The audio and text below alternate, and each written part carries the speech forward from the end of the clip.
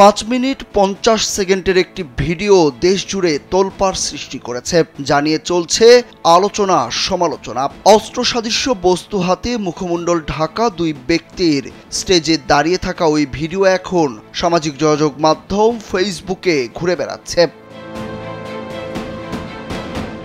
5 minute 50 সেকেন্ডের ওই ভিডিওতে দেখা যাচ্ছে মুখ ঢাকা একজন আরবি ভাষায় বক্তব্য দিচ্ছেন। তার পাশে দুইজন কালো কাপড়ে মুখ ঢেকে সশস্ত্র গার্ডের মতো দাঁড়িয়ে আছেন। মঞ্চের আশপাশে বেশ কয়েকজনকে বক্তব্য শুনতে দেখা যাচ্ছে। তবে ভিডিওটির ব্যানারে দেখা যায় যশোরের রাজারহাটে জামিয়া ইসলামিয়া মাদ্রাসার বার্ষিক ক্রীড়া প্রতিযোগিতা অনুষ্ঠান। মঙ্গলবার যশোরের রাজারহাট জামিয়া ইসলামিয়া মাদ্রাসার বার্ষিক ক্রীড়া প্রতিযোগিতায় ফিলিস্তিন ও হামাসের যুদ্ধের অংশবিশেষ উপস্থাপন করে শিক্ষার্থীরা, যা ওই প্রতিযোগিতার যেমন খুশি তেমন সাজো অনুষ্ঠানের।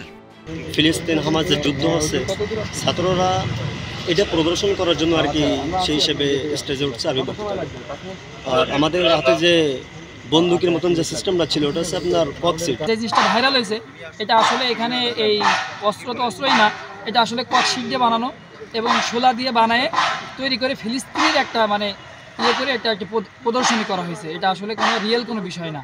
এ ব্যাপারে মাদ্রাসার প্রিন্সিপাল মুফতি লুৎফুর রহমান ফারুকি গণমাধ্যমকে বলেন, মাদ্রাসায় প্রতি বছরের ন্যায় এবারও অনুষ্ঠিত হয় বার্ষিক এই প্রতিযোগিতা। সেখানেই ফিলিস্তিনি মুক্তিকামী মানুষের মতো করে কাঠ ও শোলা দিয়ে তৈরি অস্ত্র হাতে অভিনয় করে শিক্ষার্থীরা।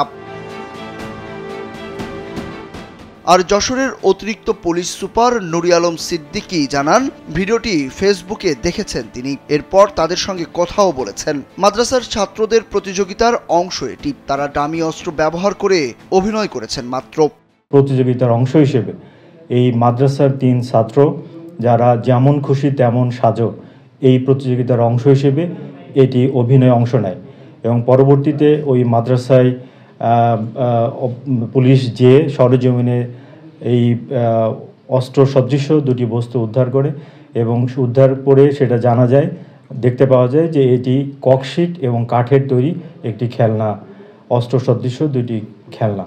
মাদ্রাসা সূত্রে জানা গেছে, প্রতি বছর মাদ্রাসার শিক্ষার্থীরা বার্ষিক প্রতিযোগিতা উপলক্ষে উপস্থিত বক্তৃতা, হামনাত, গজল ও অভিনয় করে থাকে। গত 17 ডিসেম্বর এই মাদ্রাসা প্রাঙ্গণে আয়োজিত অনুষ্ঠানে ছাত্ররা ফিলিস্তিনের মুক্তিকামী মানুষের পক্ষে অভিনয় করে দেখান। সুরজ আহমেদ, কালবেলা।